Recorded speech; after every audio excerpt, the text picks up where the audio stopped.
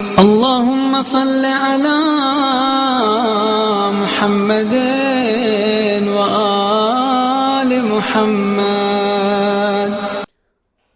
أعوذ بالله من الشيطان اللعين الرجيم. بسم الله الرحمن الرحيم. الحمد لله رب العالمين وبه نستعين وهو خير معين، والصلاة والسلام على نبيه الكريم وآله الطيبين الطاهرين المعصومين،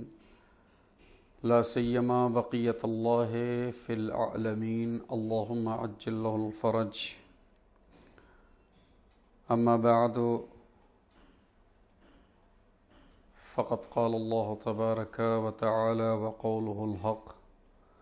وهو أصدق الصادقين. بسم الله الرحمن الرحيم. ان الدین عند اللہ الاسلام. ناظرین محترم، آج سے آپ کے سامنے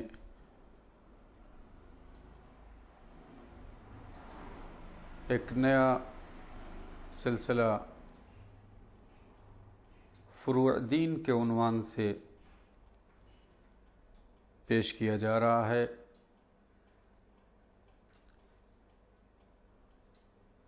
اور انشاءاللہ خداوند عالم کی نصرت اور مدد اور اہل بیت کے لطف و کرم سے کوشش یہ کی جائے گی کہ جتنے بھی فروع دین ہیں جو ہمارے یہاں عام طور سے بچوں کو پڑھائے جاتے ہیں، ان تمام فروعات پر تفصیل سے ان کی اہمیت، ان کی فضیلت اور اس حوالے سے جو فقہی مسائل ہیں ان کا تذکرہ کیا جائے. البتہ ان تمام کاموں میں آپ حضرات کی مدد، آپ حضرات کے تعاون کی ضرورت ہے. کوشش تو یہی کی جا رہی ہے کہ جتنا زیادہ بھی ممکن ہو آپ تک مسائل دینی کو پہنچایا جائے. لیکن آپ جانتے ہیں کہ ان تمام امور میں ایک ٹیم ورک کی ضرورت ہوتی ہے، اور ٹیم ورک کے ساتھ اور بھی بہت سی ضروریات ہیں جن کا ہونا لازم ہے. مومنین کرام، حسینی چینل کی پوری کوشش یہی ہے کہ آپ کے تعاون سے، آپ کی مدد سے یہ سارے پروگرام پیش کیے جائیں اور آپ کو دینی معلومات کا ایک ذخیرہ فراہم کیا جائے تاکہ ہماری نئی نسل اور ہمارے بچے اپنے دین اور اپنے مذہب سے زیادہ آشنا ہو سکیں. لیکن اس کے لیے میں پھر اس بات کو دہرا رہا ہوں، آپ کے تعاون اور اسپانسر کی ضرورت ہے. مومنین آگے آئیں اور اس حسینی چینل کے اس نیک کام میں اور دین کی خدمت میں جتنا زیادہ ہو سکے تعاون کریں. عزیزان محترم،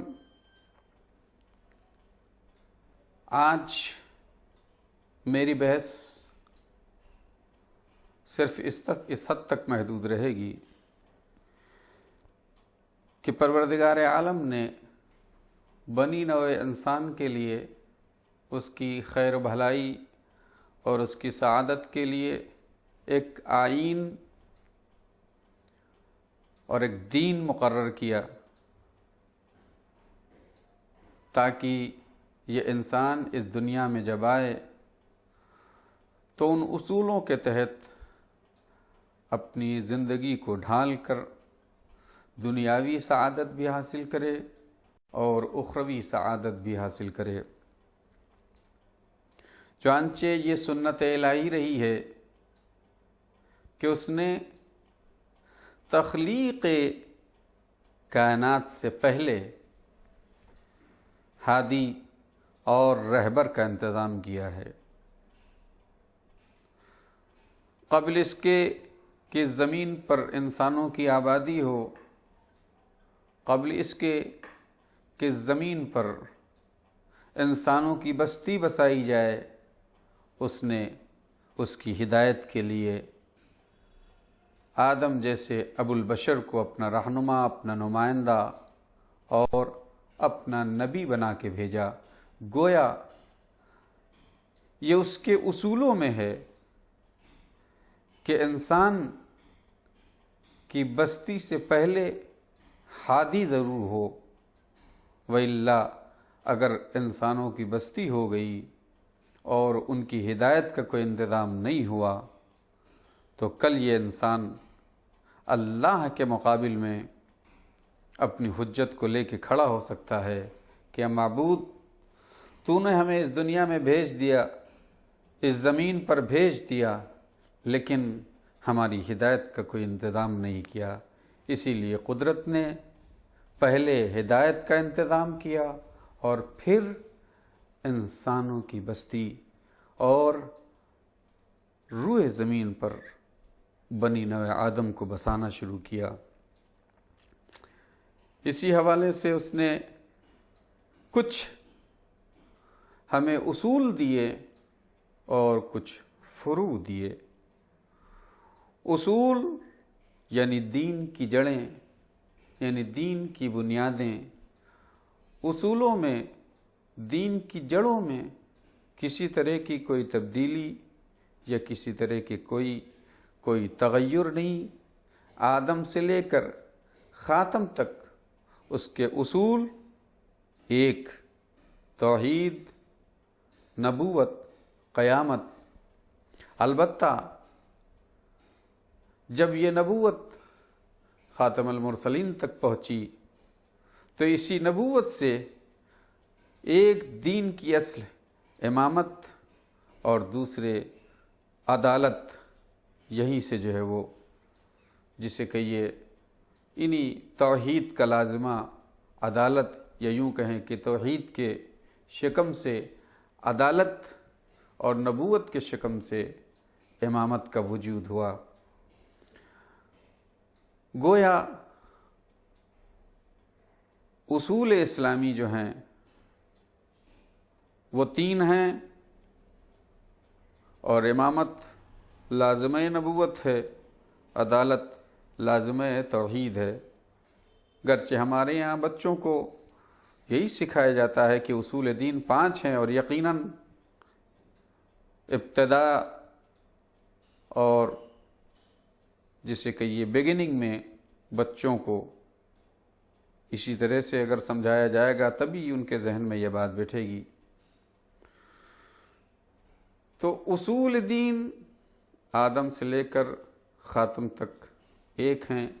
اس میں کسی طرح کی تبدیلی اور تغیر ناممکن ہے۔ جن اصولوں کی تبلیغ کے لیے جناب آدم کو بھیجا گیا، انہی اصولوں کی تبلیغ کے لیے آدم کے بعد جناب نوح کے بعد ابراہیم اور جتنے بھی انبیاء آئے، وہ سب کے سب انہی اصولوں اور انہی بنیادی باتوں کی تبلیغ کے لیے اور انہی کو لوگوں تک پہنچاتے رہے۔ البتہ فروع دین، جس کو ہم اپنی زبان میں شریعت بھی کہہ سکتے ہیں، اس میں یقیناً تبدیلی ہوتی رہی۔ انسانی ضرورتیں جیسے جیسے آگے بڑھتی گئیں، انسانی آبادی جیسے جیسے بڑھتی گئی، جیسے جیسے انسانوں کی آبادی، ان کی ضرورتیں اور زمانہ، ماحول، حالات بدلتے گئے، ویسے ویسے شریعتوں میں بھی تبدیلیاں ہوتی گئیں۔ جناب آدم کے زمانے میں یقیناً انسانی بستی صرف چند افراد پر مشتمل تھی، لہذا وہاں نہ کوئی بہت بڑی شریعت کی ضرورت تھی، نہ بہت زیادہ قانونوں کی ضرورت تھی، قوانین کی ضرورت تھی، لہذا مختصر قانون اور ایک مختصر سی شریعت۔ لیکن یہی سلسلہ جب جناب نوح تک پہنچا ہے تو اب انسانی آبادی میں اضافہ ہوا ہے، حالات بدل گئے، تو اب یہاں پر جو آدم کے زمانے میں قانون تھا، عقلی طور پر اس قانون کو بدلنا ہے، اس قانون میں تبدیلی لانا ہی ہے، اس شریعت کو بدلنا ہی ہے، اس لیے کہ وہ شریعت جو 5 آدمیوں کے لیے بنائی گئی ہے وہ اب ہزاروں اور لاکھوں کے لیے کافی نہیں ہوگی، لہذا اب یہاں پر ایک نئی شریعت آئی جو شریعت نوح کہلائی۔ لیکن جناب نوح سے اب آگے جب قافلہ بڑھا، جناب ابراہیم تک آیا، تو اب ظاہر سی بات یہ انسانی بستی بہت آگے بڑھ گئی، تو اب پھر ضرورت پڑی اس بات کی کہ وہ شریعت جو جناب نوح کے زمانے میں آئی ہے، جو نوح کے زمانے والوں کے لیے تھی، وہ ابراہیم کے زمانے والوں کے لیے کافی نہیں ہے، لہذا اب یہاں پر پھر شریعت کو بدلا گیا، یعنی یہاں پر اب جناب ابراہیم کے حوالے سے اور ان کے زمانے کے تقاضوں کے حوالے سے شریعت کو مرتب کیا گیا، قوانین بنائے گئے۔ اور اسی طرح سے جب یہ شریعت جناب موسیٰ تک پہنچی تو اب حالات اور بدل چکے ہیں،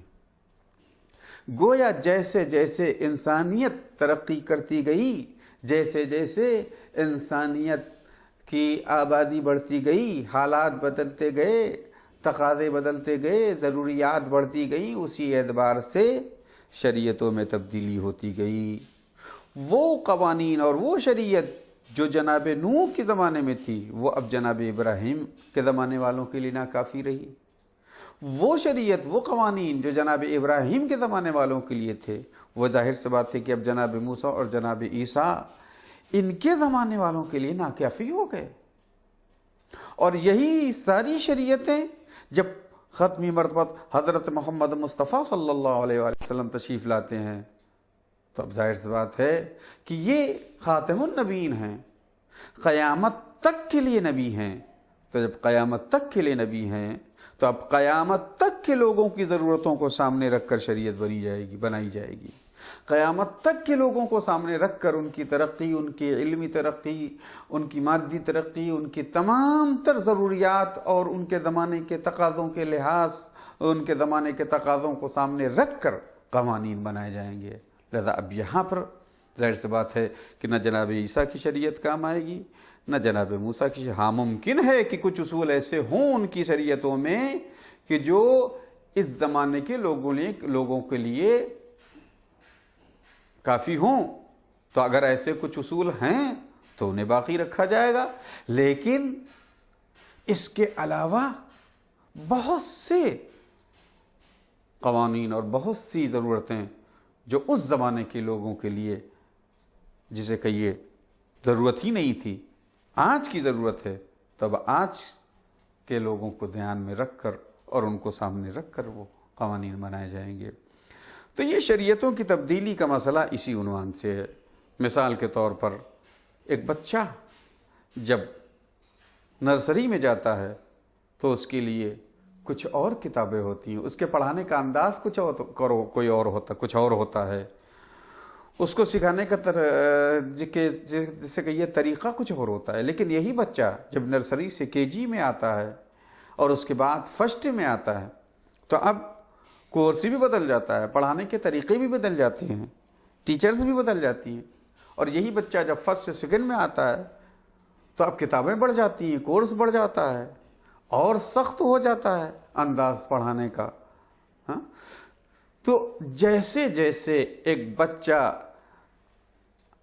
کسی اسکول میں اپنے کلاس میں ترقی کرتا جاتا ہے اور اس کی ترقی کی مناسبت سے کلاس کا کورس سلیبس بھی بدلتا جاتا ہے، انداز بھی بدلتا جاتا ہے، اور اس کے پڑھانے کا طریقہ بھی بدلتا جاتا ہے۔ اسی طرح سے یہ انسانیت جیسے جیسے ترقی کرتی گئی، جیسے جیسے آگے بڑھتی گئی، جناب آدم کے زمانے میں یہ انسانیت گویا ایک جو ہے طفل مکتب کی صورت میں تھی، گویا ایک جسے کہ نونہال کی صورت میں تھی۔ اس وقت اس پر بہت زیادہ بوجھ نہیں لادا جا سکتا تھا، اس لیے وہاں پر چند قانون دے کر بھیج دیا گیا کہ اس کی پابندی کی جائے۔ لیکن یہی انسانیت جب آگے بڑھی، جناب نوح تک آئی، ہاں، تو اب جسے کہیے جو ہے وہ سیکنڈری تک ہو گئی، تب یہاں پر اس کا قانون، اس کا کورس، اس کا سلیبس بدل گیا۔ لیکن یہی انسانیت جب جناب ابراہیم، جناب موسیٰ، جناب عیسیٰ تک آئی تو اور آگے بڑھ گئی، ترقی کر گئی، اور یہی جب جناب ختمی مرتبت تک آئی صلی اللہ علیہ وسلم، تو اب یہ انسانیت پوری جسے کہ یہ جوان ہو گئی۔ تو اب اس وقت جو شریعت بنے گی وہ ایک دوسری شریعت ہوگی۔ اسی لیے جناب پیغمبر اسلام حضرت محمد مصطفیٰ صلی اللہ علیہ وسلم کی شریعت تمام ان شریعتوں کو منسوخ کرنے والی کہلائی، ناسخ شریعت، اور قیامت تک یہ شریعت باقی رہنے والی، اس لیے کہ اللہ نے اس شریعت کو اتنا جامع بنا دیا ہے کہ اب قیامت تک کوئی نئی شریعت آنے والی نہیں ہے۔ اللہ نے قیامت تک کے انسانی ترقیوں کو، چاہے وہ مادی ہوں، چاہے وہ علمی ہوں، جس اعتبار سے بھی ہوں، ان تمام ترقیوں کو سامنے رکھ کر اللہ نے پیغمبر اسلام کو قرآن مجید کی صورت میں ایک ایسی مکمل اور جامع شریعت دے دی ہے، قانون کی کتاب دے دی ہے کہ اب اس میں کسی طرح کا تغیر یا تبدل آنے والا نہیں ہے۔ ہر خشک و تر، لا رطب ولا یابس الا فی کتاب مبین، ہر خشک و تر اس کتاب مبین میں جو ہے وہ اللہ نے جمع کر دیا۔ البتہ یہ اور بات ہے کہ اس ہر خشک و تر کو سمجھنے کے لیے ضروری ہے کہ کچھ ایسی ہستیاں ہوں کہ جو ہمیں بتائیں کہ قرآن مجید میں قیامت تک کے آنے والے مسائل کا حل ہے اور اسے کیسے تلاش کیا جائے گا۔ اور اسی لیے شاید پیغمبر اسلام نے اپنے بعد اپنے اہل بیت کو قرآن مجید کے ساتھ ساتھ جسے کہ یہ ہم پلہ، ہم وزن قرار دے کے آنے والی نسلوں کو یہ بتا دیا کہ دیکھو، اگر قرآن سے تمہیں ہر مسئلے کا جواب چاہیے، ہر ضرورت کو پورا کرنا ہے، تو تمہیں جو ہم قرآن کے ساتھ جو ان کا ساتھی، جو ان کا ہم وزن اور ہم پلہ جنہیں ہم بنا رہے ہیں، ان کے دامن سے تمسک رکھنا، تبھی تمہیں قرآن مجید سے ہر مسئلے کا جواب مل جائے گا اور ہر ضرورت کو تم قرآن مجید سے پورا کر سکتے ہو۔ اس لیے کہ یہ راسخون فی العلم ہیں، یہ وہ لوگ ہیں کہ جن کے پاس کل قرآن کا علم ہے، اور وہ کون ہیں؟ وہ وہی پیغمبر اسلام کے 12 جانشین برحق کہ جن کے لیے پیغمبر اسلام کی بہت سی احادیثیں علماء شیعہ اور سنت، اہل سنت کی کتابوں میں موجود ہیں، میں اس تفصیل میں نہیں جاؤں گا۔ تو بہرحال یہ دین، اس کی جڑیں میں نے آپ کو بتائیں، اور اس کی جو شاخیں ہیں جسے ہم فروع دین کے نام سے یاد کرتے ہیں، وہ البتہ بچوں کو یاد دلانے کے لیے، آسانی کے لیے ایک ترتیب دے دی گئی ہے کہ وہ 10 ہیں، لیکن اس کا مطلب یہ نہیں کہ بس صرف انہی میں محدود ہو گئے ہیں یہ فروعات، نہیں، اس کے ساتھ بھی بہت سی چیزیں ہیں جو فروعات دین میں شمار ہوتی ہیں، اور انشاءاللہ وہ ساری باتیں آئیں گی آپ کے سامنے دھیرے دھیرے، آہستہ آہستہ، لیکن وہ ہم اپنی گفتگو کا آغاز اسی ترتیب کے حوالے سے کریں گے کہ جو ہمارے سامنے ہمارے بزرگ علماء نے معین کی ہے، بنائی ہے، کہ جس میں سب سے پہلے نماز اور اس کے بعد روزہ، حج، زکوٰۃ، خمس، جہاد، امر بالمعروف، نہی عن المنکر، تولا اور تبرع،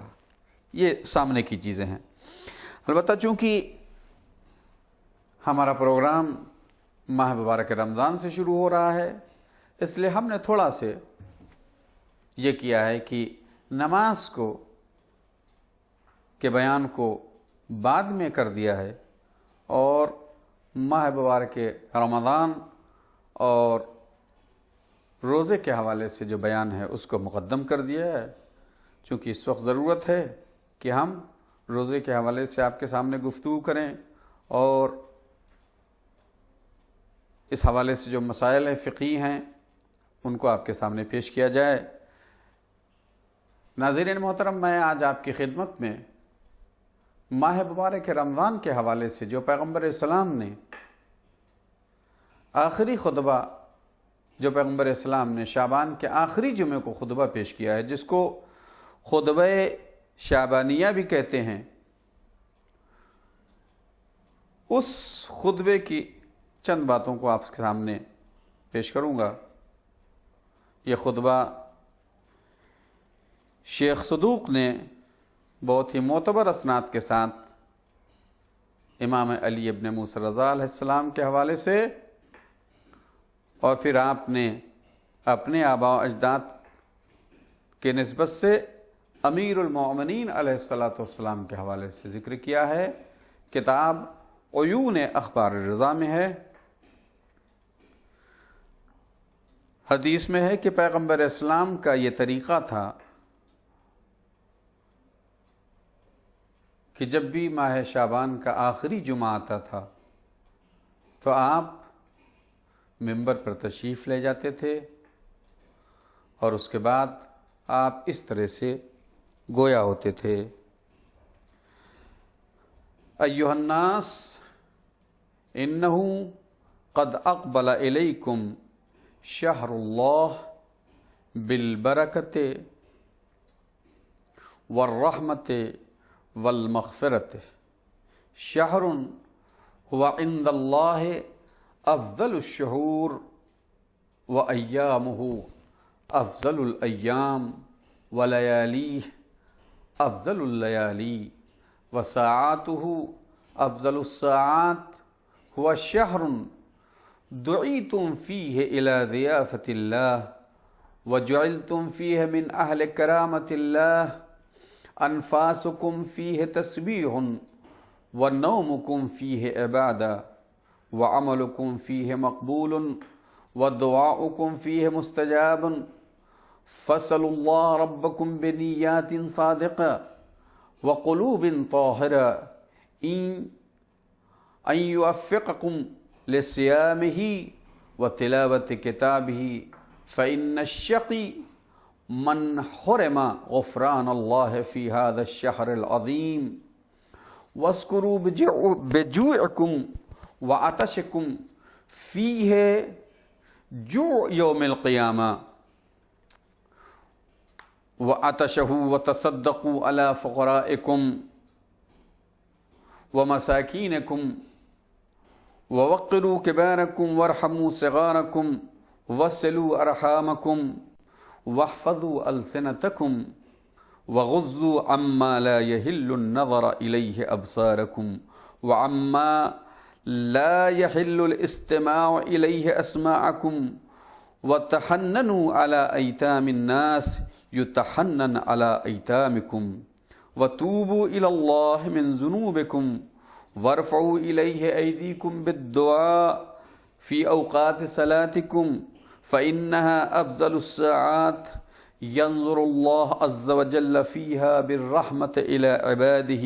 يجيبهم إذا ناجوه ويلبيهم إذا نادوه ويستجيب لهم إذا دعوه، أيها الناس إن أنفسكم مرحونة بأعمالكم فَفُكُّوهَا بِإِسْتِغْفَارِكُمْ وَظُهُورِكُمْ ثَقِيلَةٌ مِّنْ أَوْزَارِكُمْ فَخَفِّفُوا عَنْهَا بِطُولِ سُجُودِكُمْ وَاعْلَمُوا أَنَّ اللَّهَ تَعَالَى ذِكْرُهُ أَقْسَمَ بِعِزَّتِهِ أَنْ لَا يُعَذِّبَ الْمُصَلِّينَ وَالسَّاجِدِينَ وَأَنْ لَا يُرَوِّعَهُمْ بِالنَّارِ يَوْمَ يَقُومُ النَّاسُ لِرَبِّ الْعَالَمِينَ۔ اذان محترم، خطبہ بہت ہی طولانی ہے، میں پوری عبارت اس کی جو ہے وہ چھوڑ رہا ہوں۔ اسی خطبے کے حوالے سے انشاءاللہ جو ہے وہ آپ کے سامنے گفتگو ہوگی۔ آج اس خطبے کے حوالے سے صرف چند باتیں۔ پیغمبر اسلام فرماتے ہیں کہ ایھا الناس انہ قد اقبل الیکم شہر اللہ بالبرکۃ والرحمۃ والمغفرۃ۔ یہ لوگو، تمہیں معلوم ہے کہ تمہارے سامنے کون سا مہینہ آ رہا ہے؟ تمہارے سامنے کون سا مہینہ تمہارے جسے کہیے جو ہے وہ تم کس مہینے کا استقبال کر رہے ہو؟ یہ وہ مہینہ ہے کہ جس کو شہر اللہ کہتے ہیں، اللہ کا مہینہ۔ قد اقبل الیکم شہر اللہ، یہ مہینہ اللہ کا مہینہ ہے۔ بالبرکت والرحمت والمغفرت، یہ مہینہ برکت کا مہینہ ہے، رحمت کا مہینہ ہے، مغفرت کا مہینہ۔ عزیزان محترم، خداوند عالم نے اس مہینے کو ہمارے لیے برکت کا مہینہ، رحمتوں کے نزول کا مہینہ اور استغفار، بخشش کا مہینہ قرار دیا ہے۔ یہ لطف پروردگار نہیں ہے تو اور کیا ہے؟ اس حوالے سے انشاءاللہ گفتگو آگے بڑھے گی۔ آج میں اس بات کو یہیں پر ختم کر رہا ہوں کہ عزیزان محترم، ماہ مبارک رمضان جو اتنا بابرکت مہینہ ہے اور جس میں اللہ نے ہم تمام مومنین اور تمام مسلمانوں پر جن کے دنوں میں روزہ رکھنے کو واجب قرار دیا ہے، ہمیں اس مہینے کی عظمت، اس مہینے کی فضیلت، اس مہینے کی قدر و اہمیت کو جاننا چاہیے کہ یہ مہینہ کتنا عظیم ہے۔ انشاءاللہ اس حوالے سے آگے جو ہماری گفتگو ہوگی، آگے جو ہمارے جلسات ہوں گے، اس میں اس خطبے کے حوالے سے بھی گفتگو ہوگی، اور وہ جو مسائل ہیں ماہ مبارک رمضان کے جو عام طور سے